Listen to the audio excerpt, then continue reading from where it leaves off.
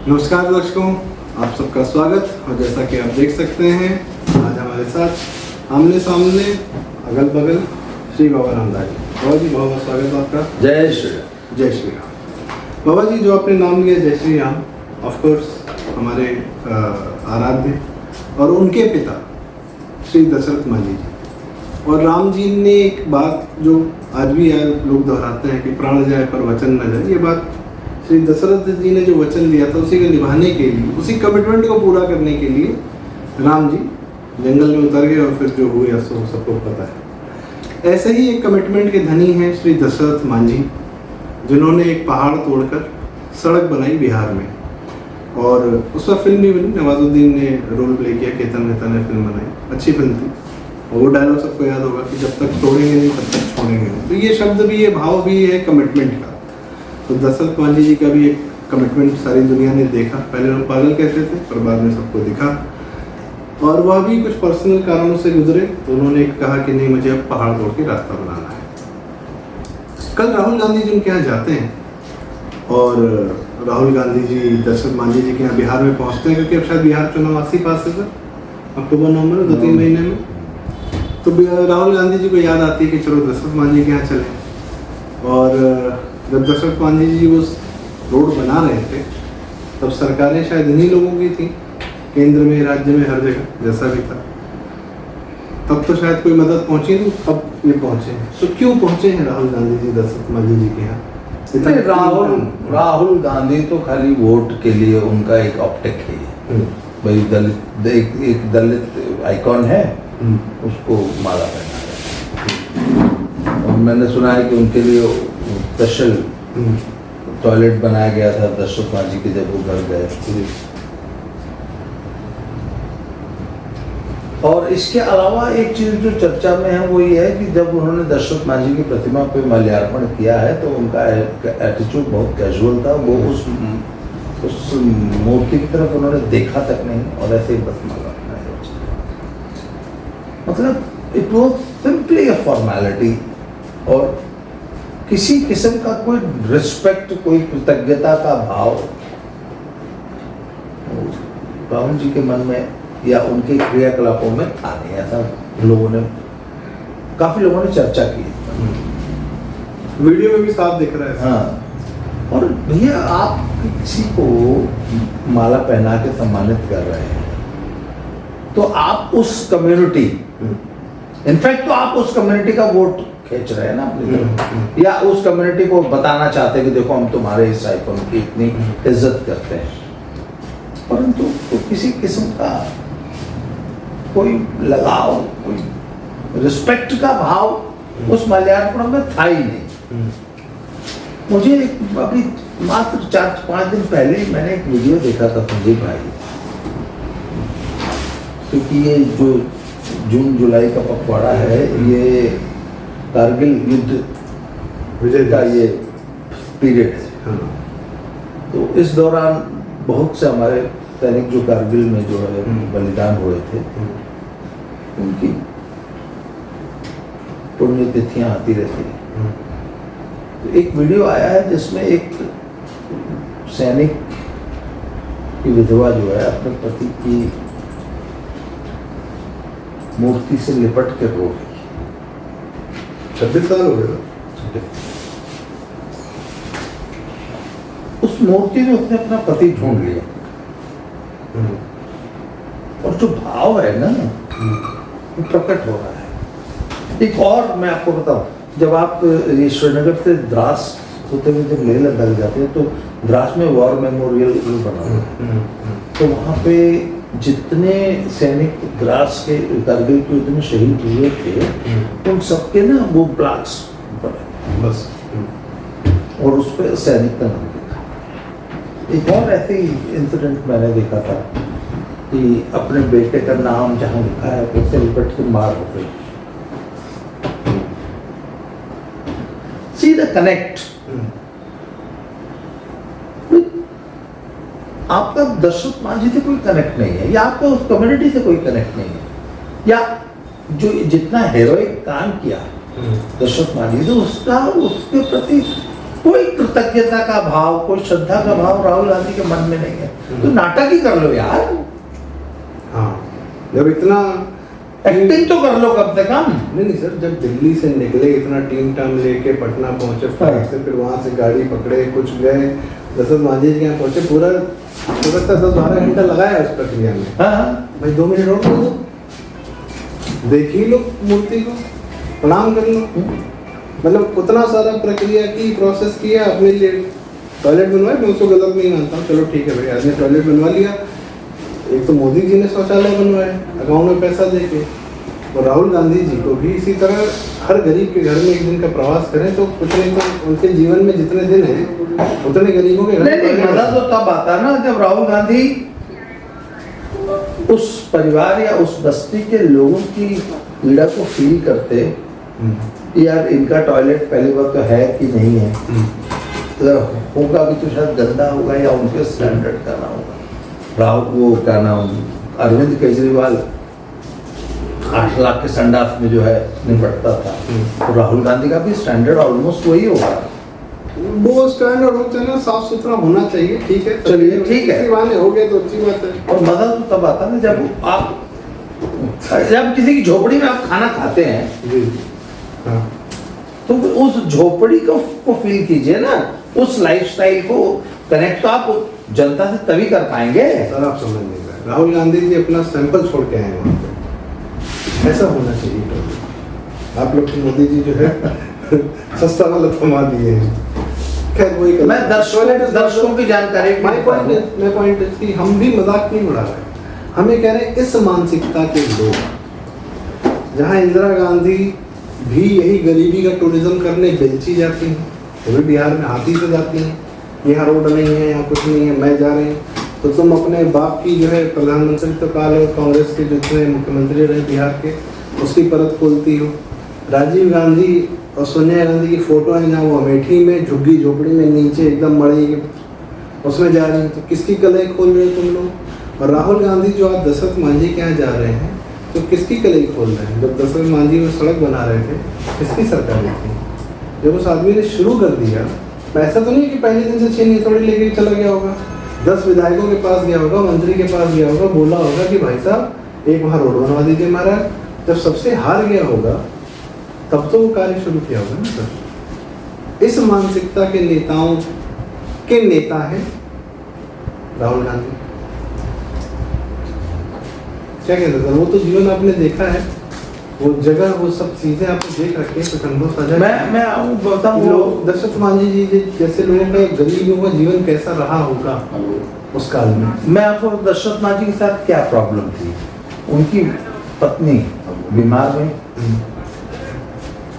उनके गांव का नाम है गहलौर। गहलौर के बगल में एक पहाड़ी है, आप अगर जाएंगे तब आपको छोटी सी लगेगी, पर एक्चुअली उसको क्रॉस करके जाना बड़ा मुश्किल है।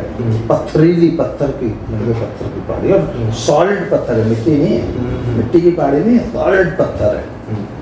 और उसके उस पार सिर्फ 12 किलोमीटर दूर एरियल डिस्टेंस पे एक कस्बा है जहाँ बेसिक प्राइमरी अस्पताल है, परंतु वहां पे चूंकि बीच में पहाड़ पड़ता है और सड़क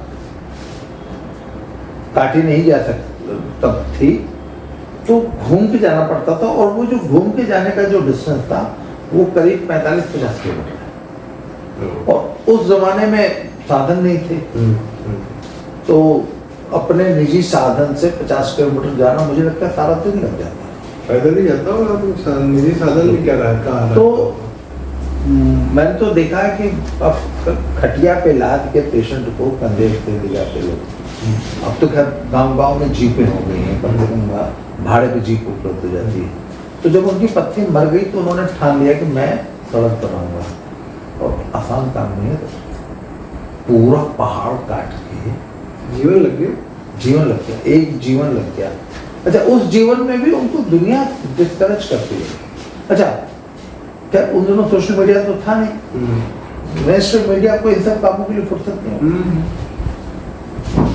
मैंने एक जगह सुना था कि लक्मे फैशन वीक मुंबई में हो रहा था, और उसको कवर करने के लिए 400 देशी विदेशी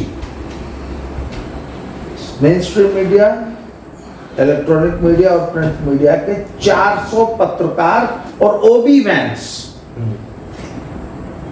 लखनऊ फैशन वीक को कवर करने आई थी। 400 मीडिया हाउसेस। बिहार का आदमी इस जिजीविषा से जिंदा है, इसको हाईलाइट करने के लिए किसी अखबार ने, जब वो आदमी अकेला पहाड़ काट रहा था, किसी ने कवर किया उस बात को? आप बताइए। वो तो सर फिल्म बनी है तब लोगों को पता चला है, मैक्सिमम लोगों को। हाँ, उससे पहले एक दो स्टोरीज आई थी किसी एक दो मैगजीन में जो हमने पढ़ी थी, तो ये था कि चलो भाई रिटन स्टोरी है और ठीक है, किसी ने कर दिया तो कर दिया, अब क्या ही कहा जा सकता है। पर और ऐसे अभी जगहों की, ऐसे लोगों की मुझे नहीं लगता कि कमी है, जो कहते हैं ना जुगाड़, भारत जो जुगाड़ से चल जाता था। नहीं, अच्छा माइंडसेट बताता हूँ। रेवंत रेड्डी का अभी लेटेस्ट बयान है जो बहुत चर्चा में है। रेवंत रेड्डी जी तेलंगाना के सीएम कांग्रेस पार्टी। वो ये कहते हैं कि बिहार के लोग तो पैदा ही मेहनत मजदूरी करने के लिए। मेहनत मजदूरी करना कोई गलत बात नहीं। पंजाब के लोग जब इन अप्रवासी मजदूरों का मजाक उड़ाते हैं, भैया कह के जब धिक्कारते हैं या नकारते हैं, तो मैं इनसे कहता हूँ, मैंने कहा कभी इंग्लैंड वालों से बात करके देखना, अमेरिका वालों को, वो खुद स्वीकार करते हैं कि हम यहाँ पे पंजाबी भैये हैं। ये कनाडा में खुद भी तो जाते हैं। हाँ, नहीं, ट्रक चलाने। ये कनाडा में जितने मीनियल जॉब्स हैं यही करते हैं, और मीनियल जॉब्स करके ही बड़े बने हैं, जो बड़े भी बन गए हैं। तो ये मेहनत मजदूरी करना गलत है। भीख मांगने से तो बेहतर है ना। आपको मालूम है पाकिस्तान में भीख की एक बहुत बड़ी इंडस्ट्री है, तो बहुत बड़ी इकोनॉमी है। भीख मांगने से, किसी को लूटने से, अपराध करने से, उससे तो बेहतर है ना, हत्यागिरी करने से, साबुद्दीन हो जाने से तो बेहतर है। कम्युनिस्ट हो जाने से, नक्सली हो जाने से, हाँ, कम्युनिस्ट और नक्सली हो जाने से तो बेहतर है। तो बेहतर है मजदूरी करो भाई। सड़क पे गरीब की कमी थोड़ी है, तो क्या कर रहा है? सब कोई हत्या करना थोड़ी शुरू कर देगा। मेहनत मजदूरी कर रहा, जो भी कर रहा, अपना परिवार पाल रहा, ठीक, अच्छी बात है, फाइन। और मेहनत मजदूरी को इतना धिक्कारने की जरूरत नहीं है सर। मेरे यहाँ एक फैमिली है थी पंजाब में, तो वह हमारे यहाँ हाउस हेल्प काम करती है लेडी। अभी वो यूपी गई है शादी में, पिछले महीने की। ऐसे मैंने बाई चांस उनको पूछ लिया कि कितनी तारीख की ट्रेन है, कितनी तारीख। मैंने कहा कैसे जा रहे हो, रिजर्वेशन कराया है? मैंने पूछा, उन्होंने बोला कराया। पता नहीं मेरे मुंह से अनायास निकल गया, मैंने कैसे कराया? कहते एसी में कराया। ये मैंने पूछा एसी में कराया? मेरी वाइफ ने बोला कि 6 अर्निंग मेंबर्स हैं, 3 बेटियां हैं, एक बहू है, एक खुद है और पति है। एवरेज 15,000 का महीना कमाती है। तो परिवार के अंदर ही 90,000 रुपये महीना है। तो 90,000 रुपये महीना मेहनत मजदूरी करके 90,000 रुपये महीना पूरा परिवार कमा रहा है ना। कितने कॉर्पोरेट की नौकरी करने वाले, कितने परिवार 90,000 कमा रहे हैं बताइए, जो बाबूजी बना फिर रहे हैं। Blue colour, white colour. पता लगा पतिदेव है 50-60 हजार रुपया कमाते हैं, 3 आदमी बैठ के खा रहा है घर में, पत्नी हाउसवाइफ है, कुछ नहीं करती है, बल्कि एक हाउस हेल्प 6,000 रुपये और रखी हुई होती 50,000 की सैलरी में। उनसे तो बहुत बेहतर है। अब वो एक अलग, तो मेहनत मजदूरी को आप, मेहनत मजदूरी करने वालों का मजाक उड़ा रहे हैं। सर खुद रईसी में बैठे हैं, वो कांग्रेसी मानसिकता है सर, वो विशुद्ध कांग्रेसी मानसिकता है। नहीं, हर चीज में 40% का कमीशन खाने वाला आदमी तो मेहनत मजदूरी का मजाक उड़ाएगा ना। सर वो नीचे कोई मेहनत कर रहा है तभी तुमको कमीशन मिल रहा। हाँ, कोई 100 रुपए का 150 बना रहा है, उसी में से तो तुम कमीशन पा रहे हो। बिना कमीशनबाजी के नेताओं का क्या ही कहा जाए। कांग्रेसी तो विशुद्ध दलाल कमीशनबाजी, उसके अलावा उनको कोई तरीका आता है। किसी से कांग्रेसी से पूछ लीजिए पैसा कैसे आता है, तो कह देगा कोई प्रोजेक्ट आता सर है उसमें से इतना हिस्सा एक होगा। बात बता दूं आपको, हम्म, यहाँ के कुछ लीडर्स हैं जो दिन रात बिहारी मजदूरों को कोसते रहते हैं। हम्म, एक दिन हम्म, अगर ये बिहारी मजदूर घर बैठ जाए ना, हम्म। आटे दाल का भाव पता लग जाएगा। कोरोना में जब मजदूर घर गया था हाँ, तो वापस अपनी फैक्ट्रियां चालू करने के लिए लोगों ने उन गांवों पे बसें भेज भेज के लोगों को वापस बुलवाया अरे वो मुझसे पूछे ना, धान की रोपाई का सीजन आ गया, हम्म, अब इनके सांस उखड़ने लगी। हम्म, धान इस बार धान की खेती होगी कैसे? पंजाब के किसानों ने ग्रुप बना के 5-5, 6-6, 8-8 लोगों ने कहा भाई तेनू कितने चाहिए, एक मुझे 6 चाहिए, मुझे 10 चाहिए, मुझे 4 चाहिए। तो पता लगा 5-6 किसानों ने यहाँ से प्राइवेट बसें, वॉल्वो टाइप जिनको बोलते हैं ना, वो स्लीपर बसें बुक की, बिहार गए और बिहार से लेबर लाद के लेके आए, क्योंकि ट्रेनें तो बंद थी। तो ऐसा लेबर तो बेहतर है सर, अपना परिवार पालने के लिए यदि अपना जमीन छोड़ रहा है और वापस अपने परिवार के पास साल में एक बार छठ पे जाता है, पैसा जो कमाता है वहाँ लेकर जाता है, देता है, और अपने माँ को, अपने बाप को, परिवार को और समाज को अपनी जमीन तो नहीं भूला ना वो। कई लोग तो ये मेहनत मजदूरी के चक्कर में नहीं भूल जाते हैं, जमीन भूला भी नहीं, और जो थोड़ी बहुत जमीन उसको बेचा भी नहीं, उसको बेचा भी नहीं। हाँ, उससे अपने बाप दादा की जमीन बेच के पंजाब कमाने नहीं आया, और कमा के 2 महीने बाद घर चला जाता है। तुम्हारी तरह नहीं है कि बेटी 18 साल की होगी, बाप की आज तक शक्ल ही नहीं देखी, बेटी को पता ही नहीं कि बाप का कैसा, क्योंकि बाप 18 तक जो इंग्लैंड अमेरिका में कमा रहा है।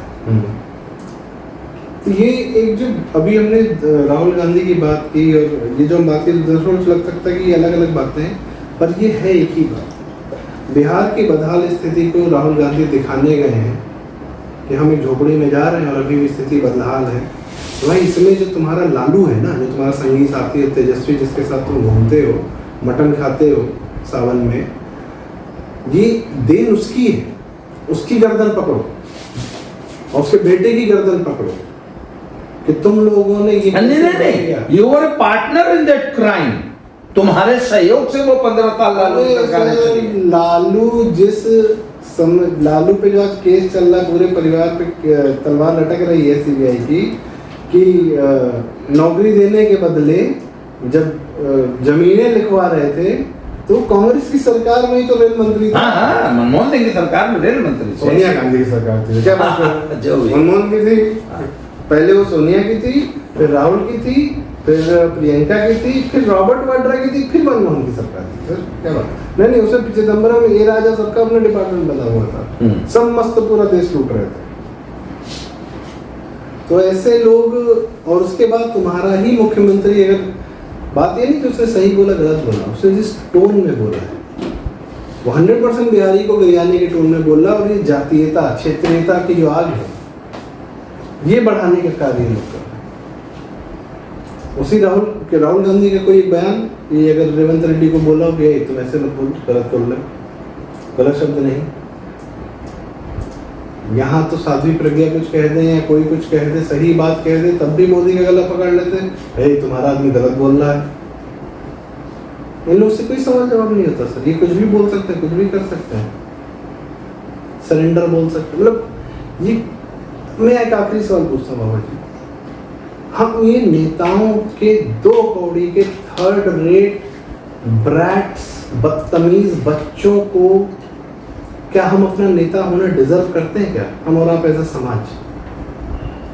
थर्ड रेट लोग नेताओं के, जिन बच्चों को ऐसे पाला गया, पोसा गया कि बचपन से हाँ बेटो जो करना है कर लो, जिसको पीटना है पीट लो, जिसको मारना है मार लो, ऐसे ब्रैट्स, ऐसे बद दिमाग लौंडों को हम और आप अपना नेता होना स्वीकार कर सकते हैं क्या, डिजर्व करते हैं क्या हम लोग? कर ही रहे हैं।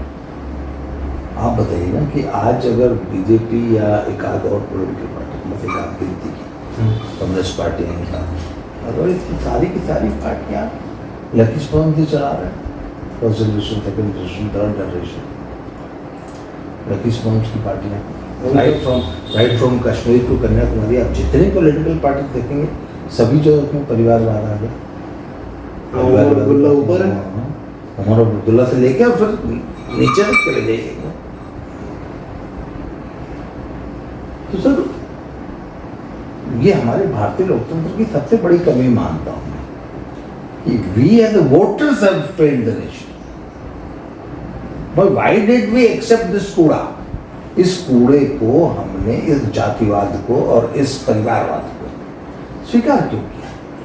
आज कोई भी जातिवादी कीड़ा हमारा नेता बन जाता है, लालू प्रसाद जैसा। तो ये तो अभी बिखर गया है, ये तो अभी बहुत छोटी छोटी जातियों में बिखर गया है। कोई हम है, कोई सहनी है, वो कोई प्रियंका चच्चा है, कोई निषाद पार्टी है, वो पटेल फैमिली है, उसके है।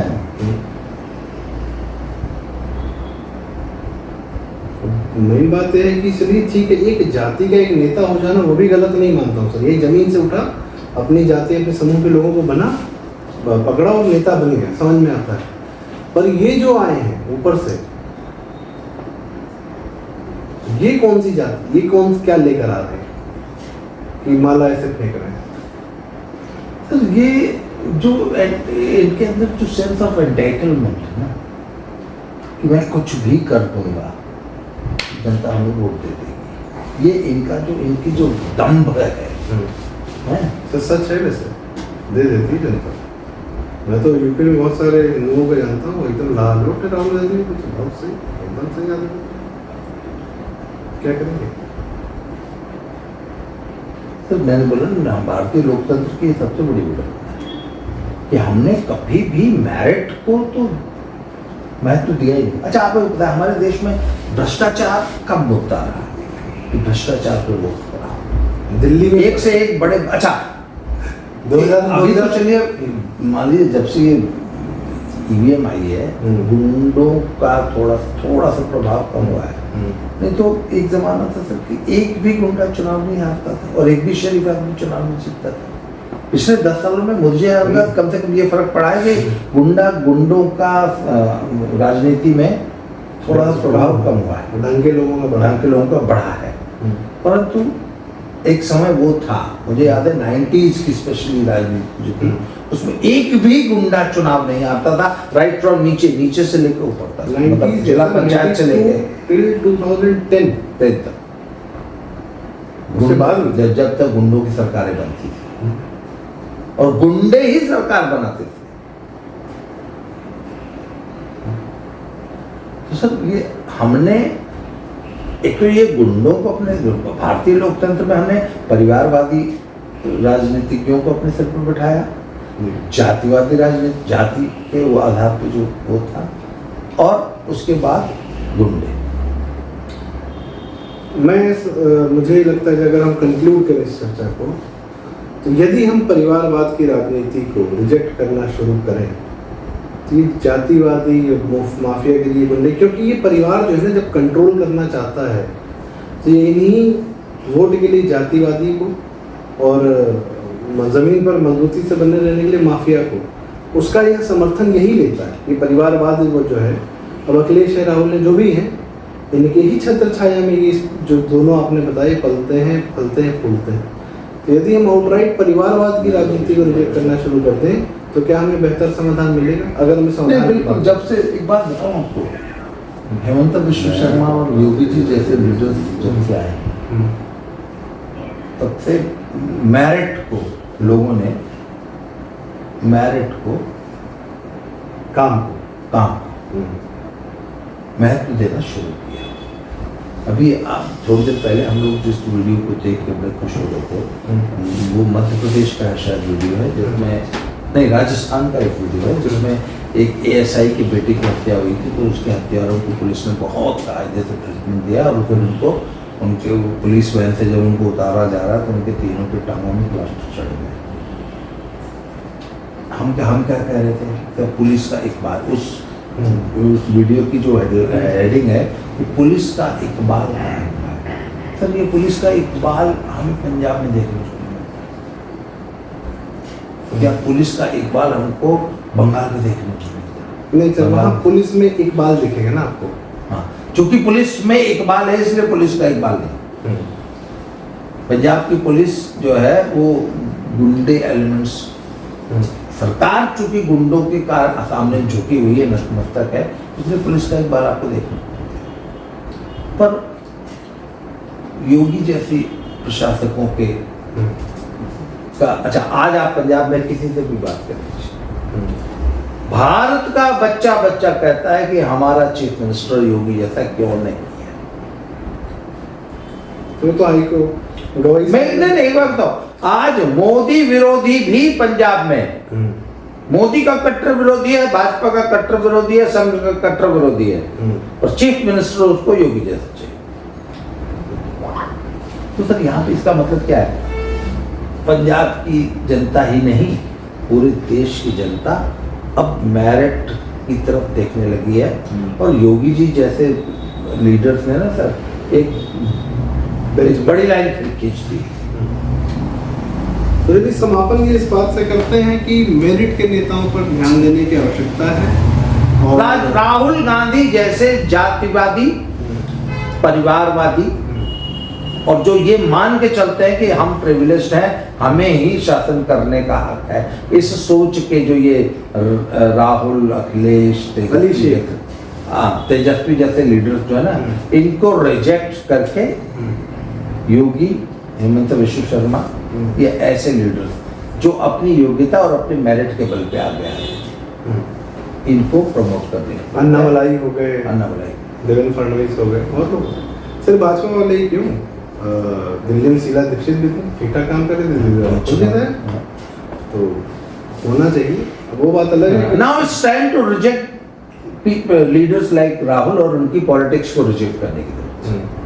भाई कम से कम उमर अब्दुल्ला टाइप थोड़ी बहुत हरकत कर लो कि पुल बन रहा है तो बनने दो, और कह दो कि हाँ मोदी जी आपने बनवाया, थैंक यू सो मच। तो ये भी एक है कि राहुल गांधी जा रहे हैं दशरथ मांझी के यहाँ, मोदी जी जा रहे हैं चिनाब का पुल इनॉग्रेट करने, जो कि दुनिया का सबसे ऊंचा पुल है, और क्या इंजीनियरिंग आपने दिखाई ऑपरेशन सिंदूर के 1 महीने के अंदर। अपनी अपनी बात है, अपनी सोच। तो इसी के साथ दर्शकों, जानते तो आप सब कुछ है, बस बात यह बार बार कहते रहने की आवश्यकता है, क्योंकि नेता ही हमको ये मौका देते हैं कि वो उनका चरित्र क्या है वो दिखा रहे हैं, और उसकी पर बात करने की सख्त आवश्यकता हमें महसूस होती है कि क्योंकि आप जानते हैं, आपके माध्यम से बात दूर तक जाए, इसलिए रिक्वेस्ट कि कृपया वीडियो लाइक करें, शेयर करें, और राहुल गांधी को लोग भूले नहीं, क्योंकि भारत के दुर्भाग्य में इस पूरे परिवार का बहुत बड़ा योगदान रहा है। तो इसलिए उस आदमी पर चर्चा की आवश्यकता है, और समाधान यह है कि परिवारवाद के जितने लोग निकले हैं राजनीति में, सबको तजने की आवश्यकता हो, किसी पार्टी का हो, डजंट मैटर। बहुत बहुत धन्यवाद, आपने हमें सुना, बाबा जी आपने समय दिया, बहुत बहुत धन्यवाद। और इसी के साथ कृपया चैनल सब्सक्राइब करें। जय श्री राम, नमस्कार, प्रणाम।